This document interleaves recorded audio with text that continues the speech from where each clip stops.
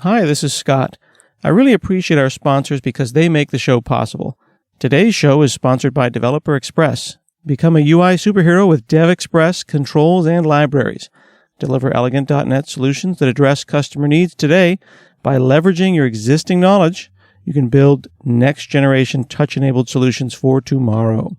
You can download your free 30-day trial at dx.hanselminutes.com. That's dx.hanselminutes.com.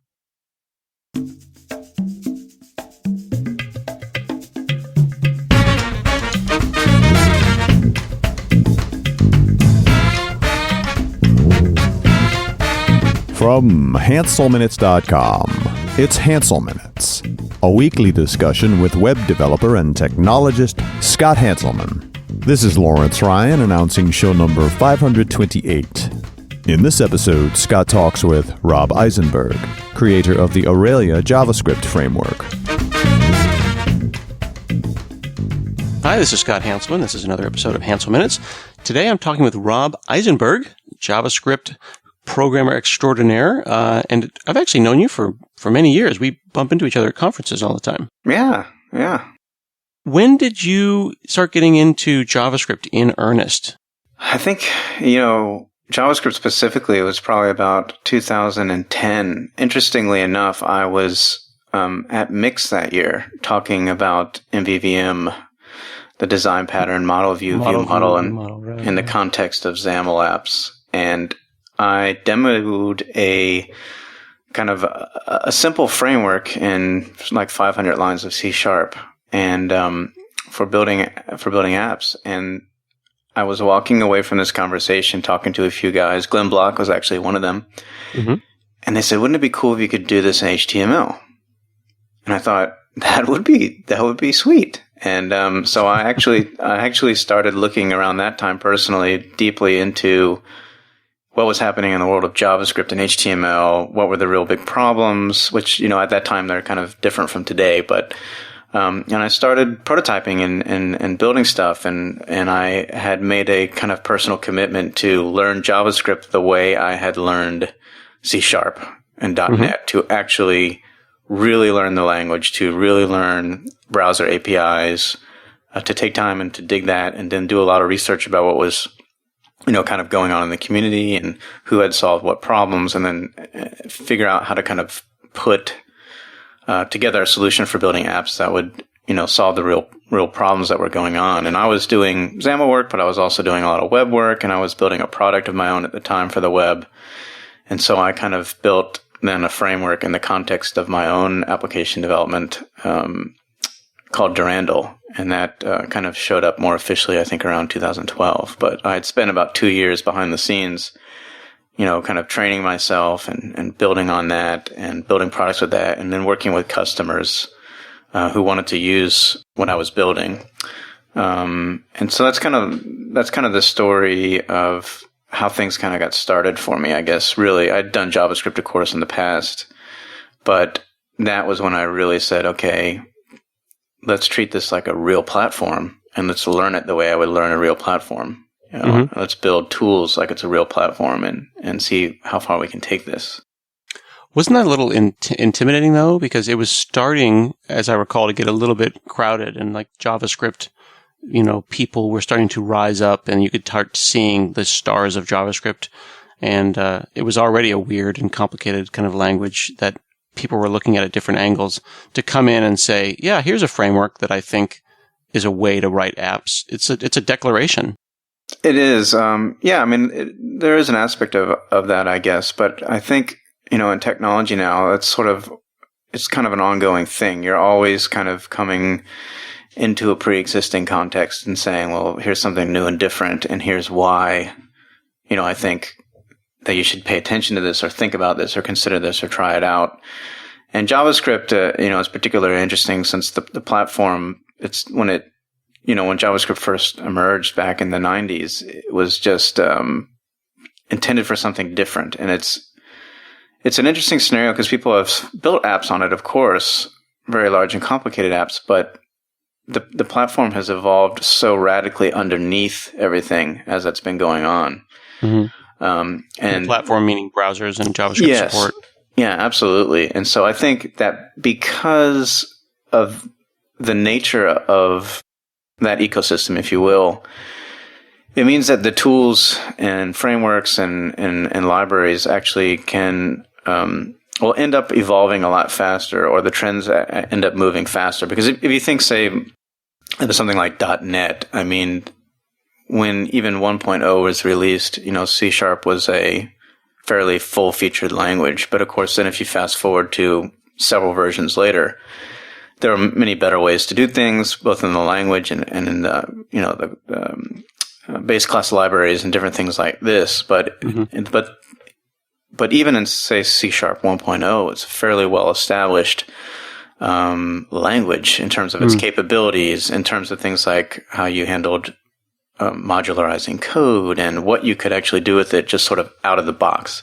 Right. But then you take JavaScript, it kind of had a very minimal base class library, if you will, very minimal standard library, missing a lot of language features, no real modularization, a lot of things that modern languages have that just weren't there. And then you say you want to build a library or platform on top of this, and then a few years later, all of a sudden, the platform or the language itself gets infused with all this stuff that was missing. Core stuff like modules. And those kind of fundamental pieces having been missing and then appearing really transforms then the kind of things that you can build on top of the language and how you would go about building those. And because this process has kind of been ongoing for 20 years about with JavaScript, there's been a lot of churn in the frameworks. And so I just kind of stepped into that and said, well, we're kind of at least with respect to Aurelia, which we want to talk about a little bit. There's been a transitional period recently with JavaScript where there was kind of a big upgrade to the web, with ES 2015, and we went from it's kind of the biggest upgrade to the language almost since it was first established, if you will. We got modules, we got classes, we got lambdas. The whole process was sort of reinvigorated with how to evolve the language. And then when you kind of come and you look at the platform, the web platform, in terms of these raw capabilities now being there, now you can really imagine a different way of building apps. And you can start to see these things that maybe you did on native platforms before that were extremely difficult or impossible on the web now become easier or built in, if you will. And so it's at that point where you can say, okay, it's time for kind of, a new entry into this space that starts with the modern web as a foundation and then says, okay, what can we build on top of this? And so that's kind of where I kind of come in with some of the stuff that I was doing back then. And as I was looking forward into the future and kind of planning, that's where I wanted to kind of stake ourselves, if you will, is kind of in this modern web, and how can we make modern web development as good as or better than native, end to end, development experience, performance, everything. So at the time in 2010, 2011, people were starting to do things. People were trying to solve problems in silos, individual problems. They hadn't yet built like major frameworks. They were trying to do things like, templating, where it's like, here's a string and I need to put some data in there. Then templating kind of became more about data binding, and then there was two-way data binding, deciding how you're going to make a call to the back end. A lot of people use jQuery, and then there's 2 or 3 or 4 different ways, and now there's the new fetch APIs. Things are continuing to grow. People would put together individual solutions. They'd say, well, I'm going to use handlebars for my templating. I'm going to use jQuery for my DOM manipulation. I'm going to use this. I'm going to use that. When you look at things like Durandal, which then became Aurelia or Angular or Ember, these are more prescriptive, aren't they? They are a declaration that says, here's a solution, a style, an architecture, a framework. Is it almost like a base class library for app development on the web? Yeah, there's a sense in which it is that. It's a set of philosophies, an approach, a methodology for building things. It's a base class library and a set of, kind of core capabilities for building apps. And it definitely is more prescriptive. And I think that just comes out of the fact that, like I was saying, things have evolved so radically, even in the foundations, that then the libraries and everything on top of that have evolved so radically, and that has just created such a huge proliferation of things that for the average developer kind of going out there and saying, okay, I want to build an app, they're immediately shocked by the breadth of options. And so, and Aurelia comes along and says, well, here's a solution you can just start with running. And we've gone and we've solved, problems X, Y, and Z. And you can just go and it'll work for you. And we've solved the problem of not only technically, but philosophically, like, here's how you're going to structure your app. Here's how you're going to put the pieces together. And we've gone and we've done the performance work and made sure all the pieces integrate well. We're doing the work of, tracking the standards and making sure we're kind of in line with, not what's just happening now and what's happening in the future. And so I think you kind of come into a space like that, into a community like that, and you get a lot of assistance, a lot of help, not just from the technical perspective, but prescription guidance, community involvement, and even frankly, just learning about web standards, at least with Aurelia, because we try and stay so close to the standards. Part of what we do when we teach people Aurelia is teach them the raw web. We want them to understand that because that's kind of the longest lived knowledge that they're going to have. Compared to a framework, frameworks may stay around for a good number of years, but the web will be around longer than any particular framework. So we want them to learn that. So you kind of get all those kind of things when you come to pick one of these frameworks, and it helps to alleviate the complexity of having to weed through a million different libraries and then piece them together and then keep them working together and all these different things. So there's still a lot of options even in the framework space, but it drastically kind of reduces what you have to worry about. And then you just kind of pick a path, and usually, which framework you pick is going to have that guidance and all those pieces that you can just really hit the ground running and build stuff. So on the way to Aurelia, Durandal was another framework that was a stepping stone. It was built on other frameworks. It had jQuery, it had Knockout, it had Require.js, at its heart. Aurelia, and forgive my ignorance, but looking at the package JSON, looking at the code, appears to have fewer fundamental dependencies. Yes. Which speaks to what you just said, that it is just JavaScript and it sits on top of JavaScript as opposed to sitting on top of a stack of other dependencies. Right. Yeah. With Durandal, I kind of identified a bunch of problems at the time that needed to be solved to build apps. One was modularity, one was like templating and binding, and another one was just like dealing with cross-browser issues. And so instead of building everything from scratch with Durandal, what we said is we would take jQuery to deal with the cross-browser issues. We would take Knockout to deal with binding and templating. And then we would take Require.js to deal with the modules. And we could put that all together. And then we kind of put a thin layer on top of it that solved the issue of how to put those pieces together the right way.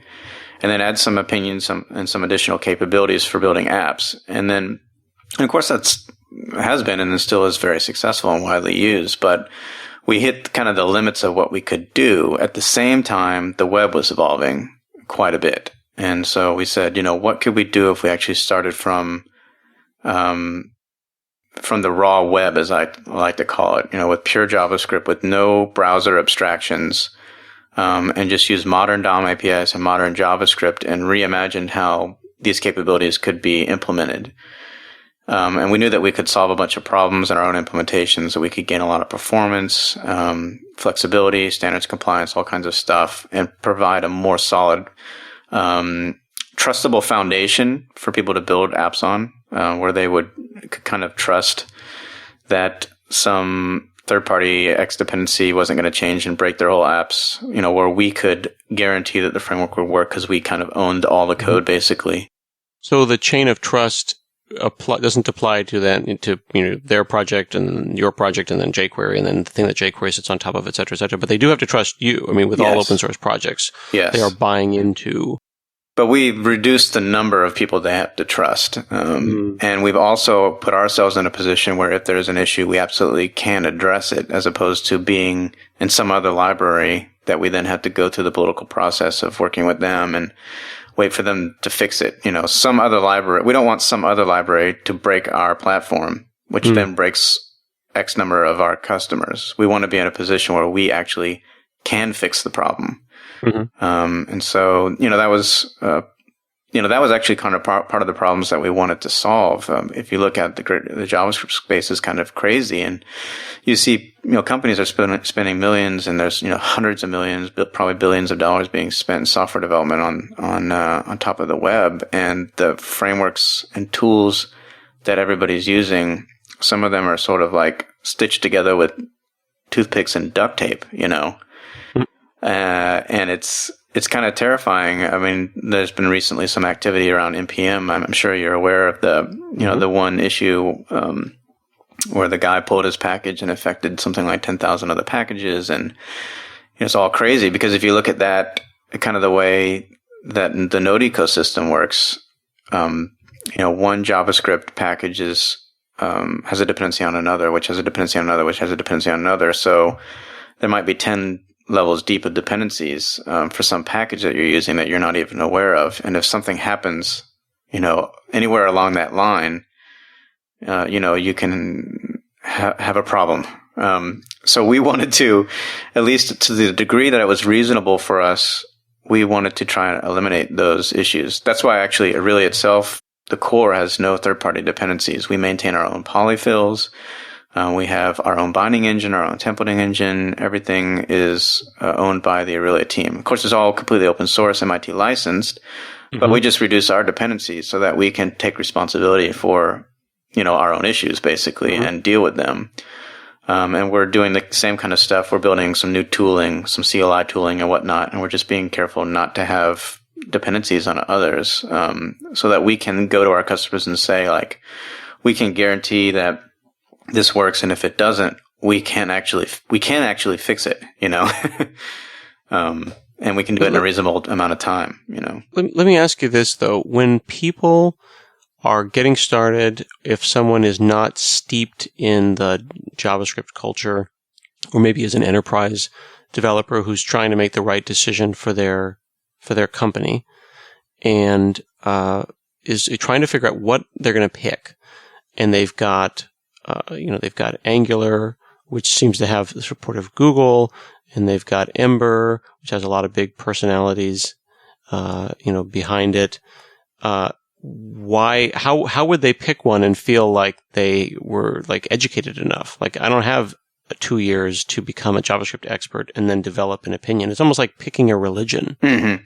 Yeah. And, you believe your religion is the best and someone else believes their religion is the best. Yeah, it's a difficult choice for sure. I think, the first thing I think is to realize is that, it's not a zero-sum game when it comes to frameworks.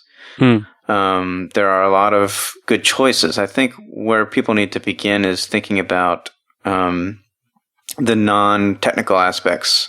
In other words, think about what is it that your business is doing? What kind of product are you building? What is the culture of your team? What is the experience of your team? And that can actually help guide you because certain frameworks have personalities, if you will. And they're going to align better with different groups of people or, in different contexts. And even within the same company, with the same team, you might find that a particular framework or library is going to work better for one product or another. So I think it actually comes down to starting with really kind of understanding the needs that you have for the application development that you're doing, understanding the unique qualities of your team and your company, and then starting to see even from a high level how different technologies align with those things. Some technologies are going to get more in your way or are going to hinder you. They may have the same kind of raw capabilities, but maybe the way that they go about presenting them or using them or prescribing them is going to be more difficult for a particular product or for a particular team to work with. So you can start by just thinking in terms of those things. The other thing is I would say what I try and encourage people is realize that you can transfer all the knowledge and experience you have from whatever other platforms you've been working on to the web. So, separation of concerns is a great principle to follow in .NET land. And so it's also, it happens, on anyone land. Yeah, exactly. So I tell people is look at look at the frameworks and look to see, if you're looking at their component model, because all these frameworks have a component model. Well, how well do they deal with separation of concerns in the design of their component model? And you can actually see it, and you can see it if you think about looking for those kinds of things. So I would say, the ways that you evaluate, libraries and frameworks and tools in, non-JavaScript land, you want to bring those same types of evaluations to JavaScript land in terms of business things, in terms of technical considerations. All these aspects you want to kind of transfer to the JavaScript realm and ask the same sorts of questions. And that can help you quite a bit, because I think what happens is people are immediately thrown off by some language or platform that they just don't know as well. And they kind of revert back to an earlier stage where maybe they hadn't yet learned the real cross-cutting or more general or universal principles. So I have to be reminded to come back to those universal things that you've learned and apply them to that new context that you're investigating. And that can help out a lot too. Mm-hmm. And there's open source projects where it's just a random person out there in the world, like with a Simpsons avatar. Right. You have no idea who they are. One of the things that's pretty extraordinary about Aurelia is that your docs are just, holy crap, best in class. I mean, they're just amazing. Awesome. Did you build those in Aurelia? Yeah, the docs are built in Aurelia. One of the things we wanted to do is dog food our own framework publicly. So as soon as we launched beta, we had this new version of the docs that were implemented in Aurelia. And actually, we're about to launch a new version too pretty soon, which is going to make these look pretty shameful. But really? Yeah. I mean, one of the things that I love about the docs, and people should check this out just because I think it's a pattern that is going to be stolen. I'm planning on stealing it and taking credit for it. I know what you're going to say, but go ahead. Yeah. It's the part where at the top of the tree on the left side where it's a list of all of the topics, there's a filter and it says, I am a web developer or an architect or a manager. And I love it because there's like 16 high level topics. And then if you're a manager, you click it and there's like 2. Yeah. And it's almost like saying, I don't know anything. And it's like, hide all the hard stuff. But it's such a brilliant UI.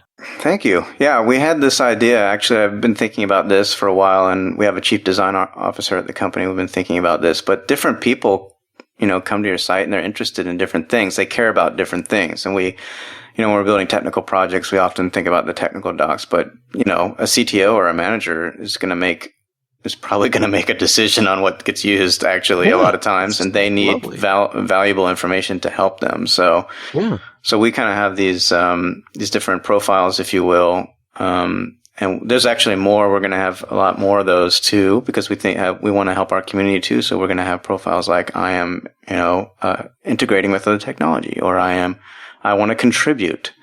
And it's nice because I like that, and I hope that you maintain it as a filter, because it's not a view in the sense of you have to click them all to see everything. We assume that if you're a web developer, you see everything, but you hide the things that are outside your scope. Yeah. So we're actually working on some new stuff for this too, where we'll actually have kind of home pages for each of these profiles that kind of give a bit of descriptive text and different table of context and some other resources. And of course, we're always working on the content, expanding it out as appropriate for these different kind of vantage points. But yeah, I really wanted something like this, and a number of other people on the team did too. So I think it's really important that people be able to kind of identify and find what they're really looking for. I had on the show last week Nadia Ekbal talking about financing and paying for and supporting open source. And she talked about the infrastructure of the internet, and not about like the wires and the telecoms, but things like JavaScript and things like the browser that fundamentally make things work. And here we are in an environment where there's like 2, maybe 3 browsers. There's 2, maybe 3 JavaScript VMs. We're going to eventually get down to just a couple of JavaScript frameworks. How important do you think it is to have companies, corporations behind it? Because the fact that Aurelia is open source, but also has a really rich consulting group, and you have actually consulting partners, like enterprise partners, Mm-hmm. like Node in the enterprise is kind of hard, but Node Source is a company that will give you enterprise support, They give you, someone told me that, they give you a throat to choke. You know what I mean? It's like, this doesn't work. Who are we going to yell at? Right. Right. So with an open source project, you get issues where someone's like, oh, this sucks. Ah. And it's like, well, sorry, you probably shouldn't have built your entire company around it. The company has to really be deeply entrenched in open source. But with something like Aurelia, you can treat it like a product, can't you? Yes, and that was definitely part of what we wanted to do that I saw that was kind of missing in the JavaScript space is we really wanted to build up a company to support the open source, to build the whole ecosystem out, to have partners, and so that people that wanted to use it to build, we could say like, yes, here's our official resources, or yes, we can put you, you need a consultant, well, we've got a core team member that can work right with you, or we've got an official partner that you can connect with, or, you want commercial support, because there's a lot of people that are getting started that, they just want kind of a safety net because they're treading into waters that are unfamiliar with, so they just want a safety net. Or there are things like, government agencies that some of them won't use open source unless they can literally pay. Like there are some agencies that they have to purchase a commercial something, which is it seems kind of odd, but honestly, that we can solve that problem for you. We can make we can solve that problem pretty easily. So we wanted to build up this whole ecosystem, and in my mind, I look at a company like Microsoft or Apple who has a native platform that's very rich, and I look at the ecosystem that's built around that. And that's kind of my vision for Aurelia. We want to build that same kind of fidelity of an ecosystem, if you will, around a JavaScript platform, so that all the things that you would expect from any native platform you will find there, whether it's great documentation, consulting, commercial support, commercial products, partners, training, and a whole bunch of other stuff that we're working on that, I can't really talk about, but we've got a lot of ideas. I think the business side is really important because, like I was saying earlier, you just think about the millions and millions of dollars that companies are spending building apps on top of these frameworks. And, it's kind of like building the house on the sand, right? The foundation technically may be pretty decent, but there's nothing really behind that to support it long term, or to say, yes, well, we're going to give you an LTS support on this, and we're going to hold your hand and help you move through migrating across versions, or, oh, you've got a critical bug. Well, you're a commercial support customer, so we can issue you a patch, and we can give you some SLAs around that, and, all these kind of things. So a lot of that infrastructure is just kind of missing from the JavaScript world. And we said, well, we're going to build an awesome platform from a technical perspective, but we're also going to look at all these other issues that kind of surround that. And we're going to make sure that we have a plan to address them, and we're just kind of rolling those out in stages now. But I think it's really important. And it sounds like it's working out pretty well. I mean, you've got a company. You're like, it's the real thing. Was that like a big leap of faith to say, we're going to build a whole consulting and trading and team around this open source project? Was that like a leap? And how long did it take before you were like, yeah, this actually worked? Yeah, it's definitely a leap. Just like starting any business, there's zero revenue at the beginning, and you've got a lot of time you got to put in to get something, out the door. So you can start turning that around, and then you've got to build up the community around that to a certain kind of critical mass, that things start generating. So, yeah, there's definitely a leap about, that has to do with that. It's scary. It's also super exciting at the same time. It's just kind of a mixture of many, many emotions that are involved in that process. What's been really exciting with Aurelia is just to see the community grow and to see people join in the effort. I mean, we have, in the first year, we had over 300 contributors to the project. And so now we've got about 360 or so. So there's a new contributor every 1 or 2 days, something like that. So to me, that just it's exciting. It's really exciting to see that. And we've got a core team now that's, about 20 people. It's a mixture of developers and people that are writing books and people that are just kind of evangelizing in the community, and working with them. They're all great and really awesome people. And when I started this project, I seeded the first version of the code. I had kind of that alpha product built, and then the team came on board, and now what it really is today is absolutely something that I could not have accomplished on my own. We've got people doing stuff on the team that are just doing incredible work, and it's really exciting to just see the inception of it, and then see it grow, and see the community grow, and see people getting involved, and see the business take flight, and to see people start to prosper, individual people and companies, and to see people just be successful building awesome things. And I mean, it's really cool when somebody hops in our chat room and just like posts like a YouTube video. It's like with some awesome music behind it, and it's like, here's the app we built in like 1 week, or we got one of our core team members that his company has put 7 apps in production in the last year, built with Aurelia, and they're a really big company, doing really cool stuff. And he'll send, screenshots of like, here's our launch party, and like that kind of stuff gets you really pumped. And I'm building a business, but there's also the other aspect of it for me, which is that I've been doing open source for over 10 years, and so it's not like it's about the money. Obviously, we have to survive. I have a wife, I have kids. We need to pay the bills. I'm not trying to get rich. I like to help people, though. I like building solutions. I try to transfer my knowledge and experience in building software into these frameworks to help other people be successful. So I just get a ton out of the whole process of seeing people, like I said, seeing people prosper, seeing companies prosper by using our technology and seeing what they've done with it. So that's totally exciting, and that's all kind of around this whole process of starting with the idea of the framework, the business, bringing those things together, jumping out there, taking that risk, and then just kind of going with it and encouraging people, getting the community involved, and just watching it kind of bloom. So it's been really cool. Let me ask you one question in conclusion. There was a time when you worked on Angular for 10 months. Yeah. And you thought that maybe you could bring some of your learnings from Durandal to Angular and make that something else, but it didn't work out. You went back and continued to work on your project. Yes. Can you briefly give us a sense of, was that good time? Was that wasted time? Was that just, architectural disagreements?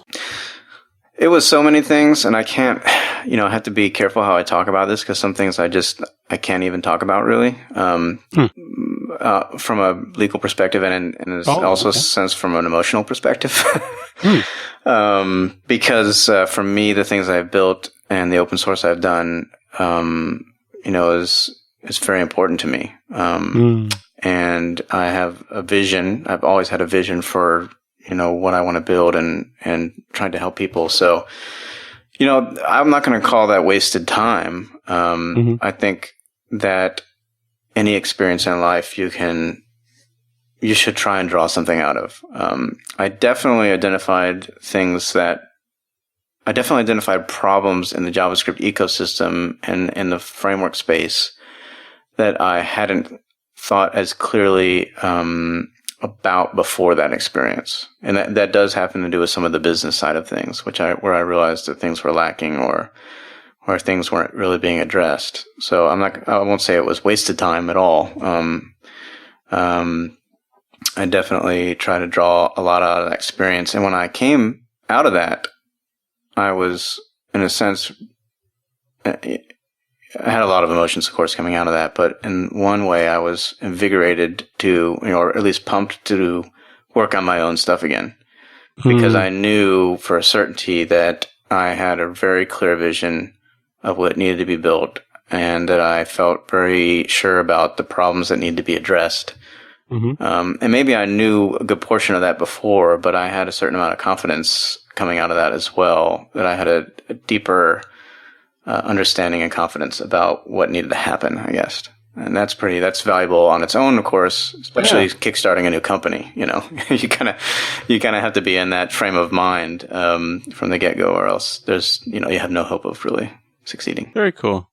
Well, we appreciate you, and we appreciate what you did to the community.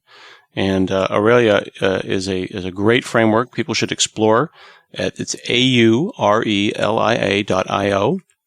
On the homepage there's about a 30-minute video. It's very technical. It's a walkthrough from start to finish. Tells you exactly what you need to know. And like I said, the docs are something to aspire to. Looking forward to seeing what you do with the next docs. And I appreciate you talking with me today. My pleasure. Thank you. This has been another episode of Hansel Minutes, and we'll see you again next week.